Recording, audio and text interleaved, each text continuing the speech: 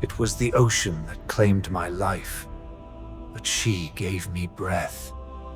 Fooled around to breed monsters. What have I become? Roar that is never-ending, ever deafening, and devouring of any other sound. The snap of the mast, the Scream of metal, and the dying shrieks of my comrades. Or maybe 8 hours ago. Brutality of the moment is time. On a splinter, it is no more to be feared. Hypothermia has become a promise. cold fog creeping down my feet, and my legs are numb. And the panic in my chest is not slackened. Every wave is an oceanic mountain, a hammer of black water, which attempts to slash me out. Of the final bit of my existence. I know this is the end. No self was all. Hope is dead in the heavens above. Go. The wood uncurls my fingers, which are already white and useless. The sea claims me instantly. The cold is absolute. It is a crushing weight, taking the place of the wind and the rain. Strain mounts up in my ears, and it is a sharp, painful stab as I fall. My lungs that demand their breath are like they are fulfilling. They are fire. The storm's fury dies, and the heavy, strained silence is there. Here the darkness comes not as a blank, but, on the contrary, as a material entity. A searing black oil. And all I see is the end, the deep and empty grave that I have fallen into. Viewed something much, much older. The blackness below was evolving into a ghostly, ethereal blue light pulsing, which was becoming clearer with an impossibility of grace. Then she emerged. Nightmare, a goddess born out of the depths, a being of inconceivable might and hideous beauty. Its skin was iridescent blue, and it shone in the slight, unnatural light, with threads of black and pearl, black and lustrous on her skin. Two great curled horns her head and wound gloriously down into the deep black recesses. She had a face that was completely angular, as hard as a sharp cut of obsidian, but had something of the wild, nearly demoniacal, in its perfect symmetry. And the bottom of the world, from which legs ought to dangle, was the tail of a mermaid, which was scaled and changed and flashed all colors of oil on water, a rainbow, moving and hard flowing through the air in darkness. She looked up at me with no anger in her eyes, no pity. It is an evaluation ages old, a piercing. Lungs were screaming, and the rim of my vision was pouring out into the dark. She came close and walked in the stormy water as though it were air, and it had not been shaken by the winds that had torn up my world. She caught me by the shark of my shirt in a grip that was gentle and at the same time decisive, and which gave me no chance of rescue. Something in me twitched, a primitive horror, but my body was a dead marionette, dead and sore. Her face came up to mine. Deep. Or bioluminescent scales, flickering softly, in imitation of the light of her eyes. Ozone, of something more radical, something totally alien, the loneliness of millennia. And then she failed to do that. Which my half-panic, dying brain failed to digest. She kissed me. An invasion. Some cold, throbbing pressure tore both my lips. Some substance, some force, a bit of her own impossible life, slipping out of her mouth into mine, and going down my throat and filling my lungs. I shuddered and spasmed in the water, and A final noise scream. Nova, a pain of all magnitudes, when the final spurt of my mortal breath came to pass, giving her cavernous nature in its place. And then the pain disappeared as quickly as it had first set. The panic and the desperate breathing to pass meant an impossibility of any breath that had taken The place of the panic. The water in my lungs ceased my foe. It was my new air. I made a breath, a gurgling, weird thing, and the cold, black water sustained me and made me Alive. She drew away, her face not changing, her eyes my surest chains. like lingering, silent listening in wait. Then, her voice filled my mind. A movement of the water. It was a strain, a song of the depths, which sounded to my full bones, a psychic melody which did not take the least path through my ears. She sang. It was a very old, very cold thought that you have been chosen. It is not your home anymore. On the surface, the abyss claims you. She turned before I could even digest what I read, the reality of my livingness and breathing, and at half the depth it would have regained me. To take my breath, making me keen livery. She, with her fingers, squeezed her collar still tighter, and, with no more ado, she pulled me down, out of the storm, out of the sun, into that total, smothering darkness in which she was born. It was a travel to a living hell, falling into a different dimension. The strain might have reduced me to pulp, a simple manure in the water, when the gift she had thrust down my lungs saved me. It was beyond breathing. It was more like a defense, an underworld baptism that had rewritten my biology. The light went away, however, not gradually.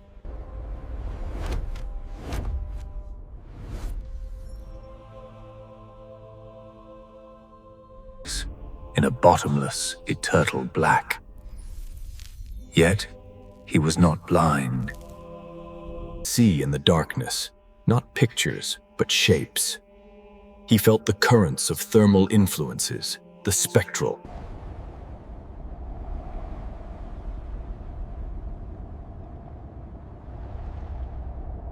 In a place where no light was supposed to be.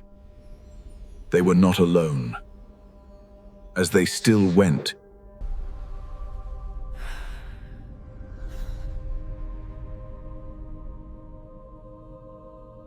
worthy to be conceived by religion, translucent bodies with too many arms, armored giants whose eyes were cold blue stars and shadows of purpose, all formed around them. They were her.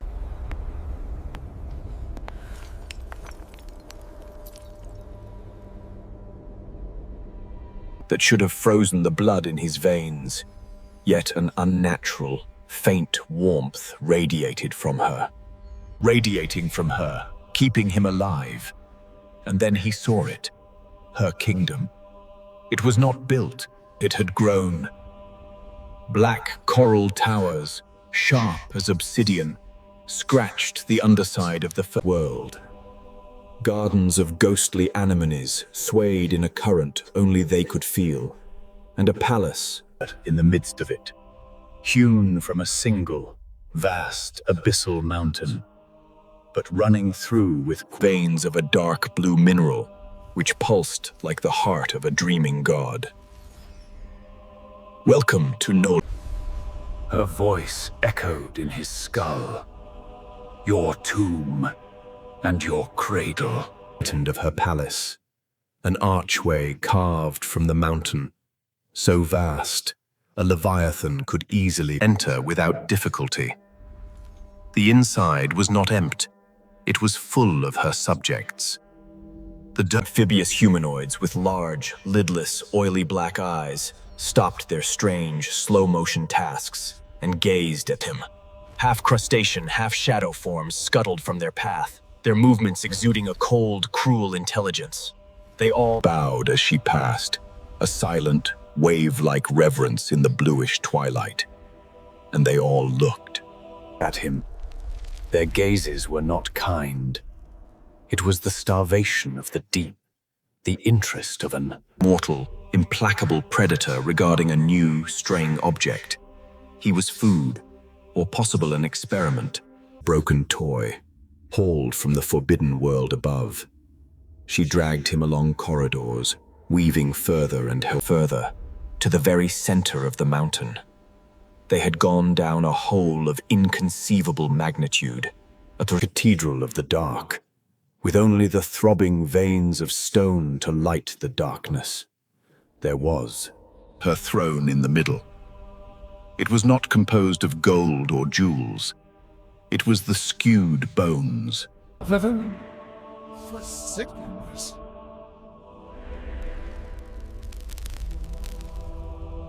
Was made by the rib cage alone, and the throne itself was hewn from its skull.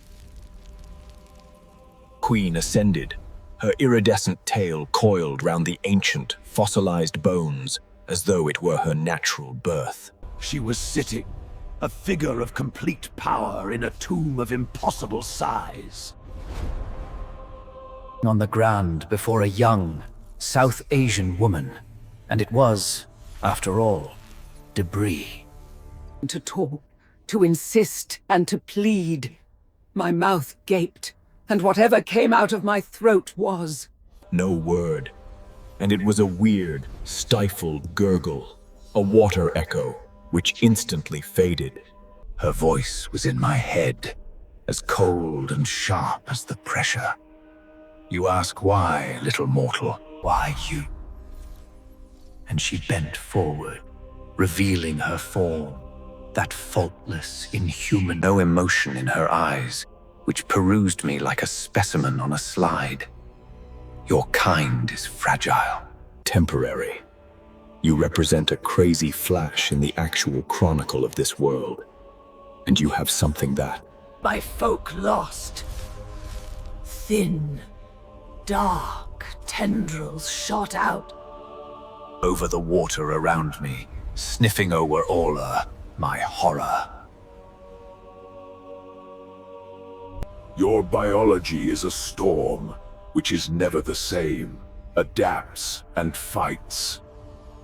Old spike in my mind was her voice, and like a spike, it pierced the truth.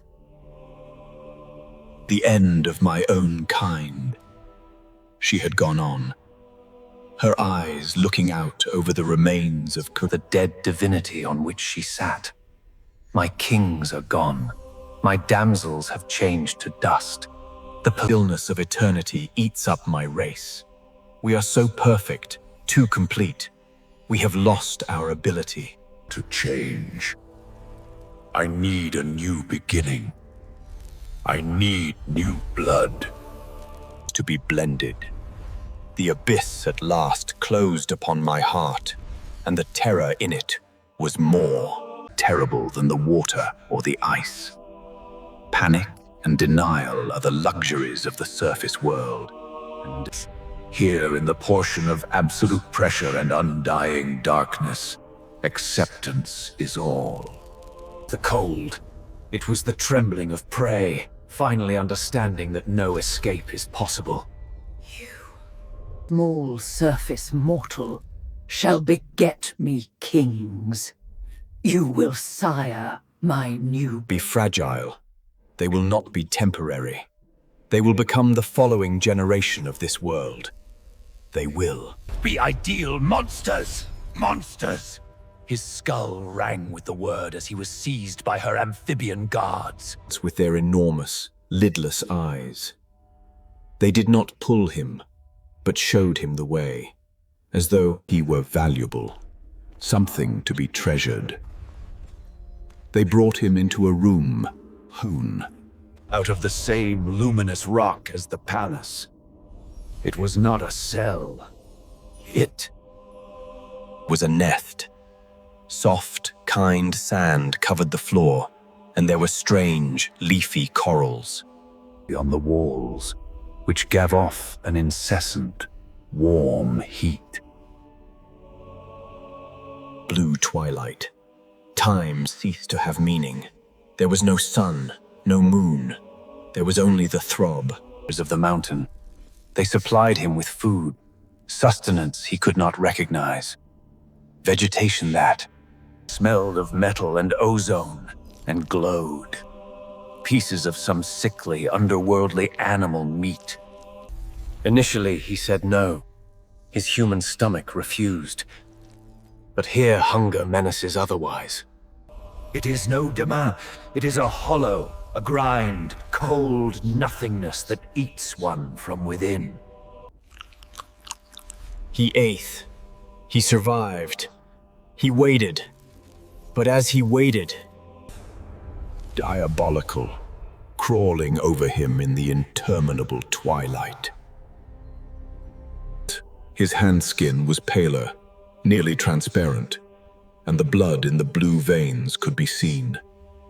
With unnatural clearness.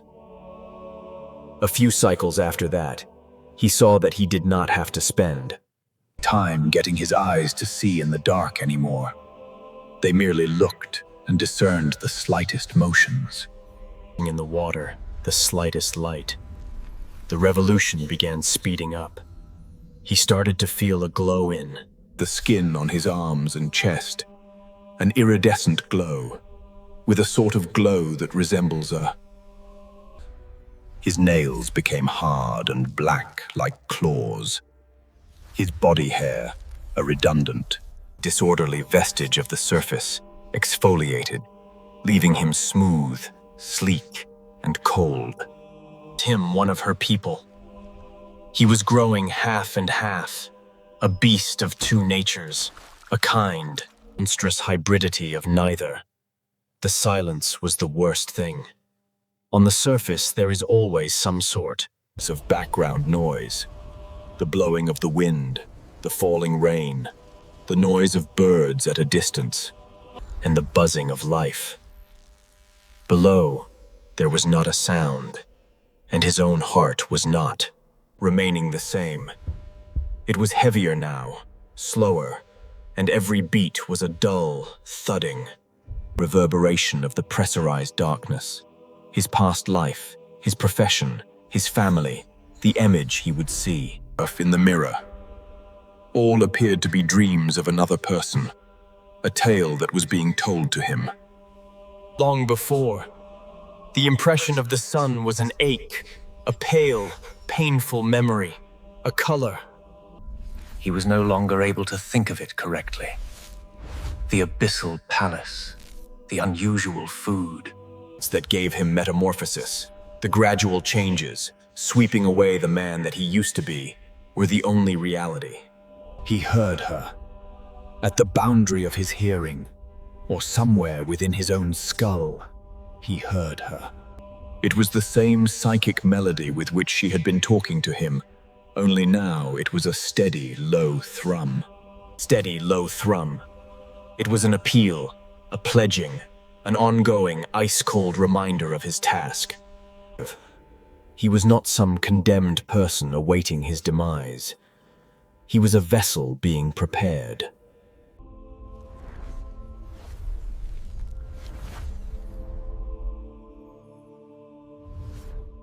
Interest, like a surgeon in his memories, in his fears, and in his crumbling humanity. She had been learning what it meant to be human, he knew, so that she might deprive him of it better, leaving behind only the malleable nature she needed. Then,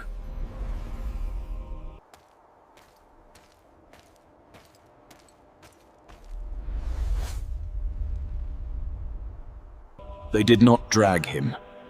They just waited at the entrance, and he rose to meet them. Now, his body, smaller, fairer, possessed a grace that glided with facility through the water, which weeks ago would have terrified him. Now, it felt natural. They passed the dark and silent corridors. The water was trembling, That he could feel right in his bones. The court of the Queen was assembled, and lined the sides of the large, twisting walk, with their unblinking eyes fixed on him with coldness and reverence. They were watching no sacrifice. They were watching a sacrament. We went Back, not to the throne room, but to another cavern, one that he had not been in before. It was a perfect, black sphere, and in its center was a pond of liquid that was not water. It was black, still, and reflected no light, a hole cut directly into the nothingness. Dark and winding horns flashed a kind of horrible, concentrated energy. Her voice came out of the rock. Ready your body, she said. Not the sharp, hot panic of the surface. It was a cold, deep, abyssal terror. This would not be a physical act, not in the human sense. It would be a ritual, a creation, and he was merely a part. He walked toward the pool. Each step was a surrender. He immersed himself into the fluid. It was neither cold nor hot. It felt like stepping into nothing. She awaited him at the center. She placed her hands, touching him lightly, on either side of his head, and her long, dark claws penetrated his flesh a little. He felt no pain. Against his forehead she leaned, the lines of jewels of bioluminescence in her eyes burned with a blinding blue-with radiance. Now, she pulsed, and I will give you eternity. It was like his soul, his very consciousness, was being pulled to pieces. Like a thread. All thoughts of memories, all his delights, all his fears, and all of that which made him. roused out, digested, and sucked away by her. He was not fathering her brood. He to make it. He awoke in the nest. The obscurity of the ritual pool had disappeared. In its place, the soft, familiar, blue-glowing coral. He was alone. His body hurt. Although it was more than physical, it was a hollowness beginning in his soul. His emptiness was that of a hollowed-out vessel. The decisive part of him lopped. He examined his hands, pale and iridescent. The changes had stopped. The incessant, slow metamorphosis had come to an end. Was no longer a man becoming something, but he was simply this icy, still remembered the sun and his human life. It was still there, but now it was data, like facts about some long-extinct species. The agony, the terror, the desire, it was all stolen, burnt up in the ceremony. Time had lost its significance again, but it was another type of emptiness. He was awaiting something before. Now, he was just waiting. Effective. He neither knew whether he had survived, nor whether this was only an echo flying. In this empty consciousness, in a body that was no longer his mind had not uttered a sound, deep as the sea itself. The psychic pressure upon which the Queen had been his anchor was gone. Was gone. The psychic pressure, which, with its continual presence, had been his affliction, had withdrawn completely. He was an instrument returned to its box, a vessel that was emptied. He consumed the metallic plants that they brought. He slept in the warm, blue-lit water of his room. He stood in the naked, great calm, no more a prisoner, but a relic. Then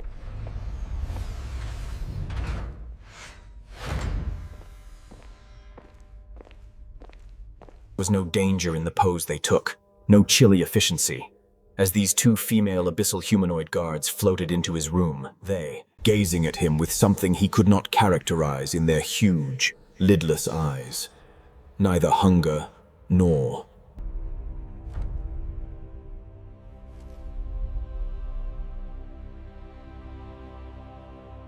bidding him come after them. And he left his nest, and his new body pushed him through the entered water without making a sound, and they fell in behind him, an honor guard. They took him back to the cavern of the ritual, the dark, round room. But the pool of void black was missing. Building had increased, an enormous, convoluted nest, woven of the same soft, light corals that filled my own room. And she was there, the queen. She was not there on the obsidian throne or floating ritualistic power. The new coral nest had been coiled around her. I was experiencing her presence, psychological sense, as she had not spoken to me since the ritual, and thus, this was not a command. It was the murmur of warm anticipation. She knows it did, she said in my bones. Fire is mixed with the ice. The new era is about to be born. In gesture, and I peeped into the nest. There ran a nest of the glowing coral, with the eggs. There were 7. 7 huge ovoi as the depths. Blue light came concernedly along as the hearts of the dead. We waited, helped create. He was ready to see the face of the horror he had helped create. He sired tentacled nightmares, armored crab-like shadows. The first egg shook, and a long, narrow fissure came into view in its leathery skin, glowing with a fierce blue light. Then it cleaved, and there came out what caused me to weaken from my sunken heart. It was not a monster. It was extremities in the warm, alien water. One after another, the 7 eggs hatched. The same incredible miracle.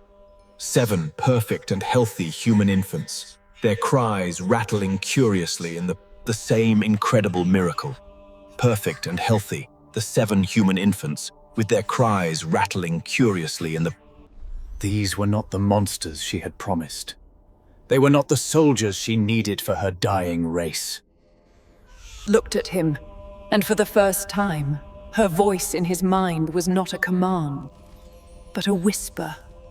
Gazed at him, and her voice in his head was, for the first time, not a command, but a murmur, pervaded with all the melancholy and the yearning of centuries. Of centuries. I vowed you, monsters, her voice wearied with. You were the monster, with all your anarchy, your flux, and your mere brutality to survive. Survive. But not to make soldiers for my war.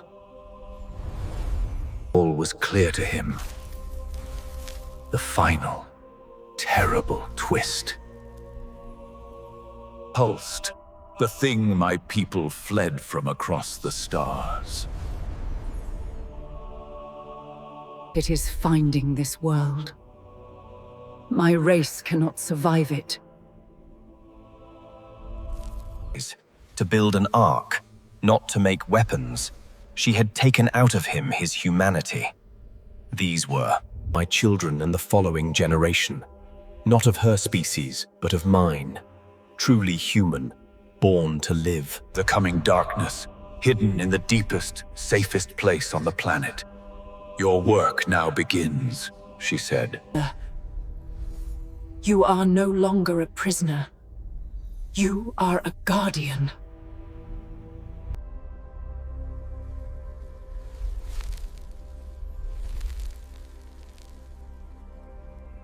The abyss rescued his race. She swore she would make monsters, and he became their father.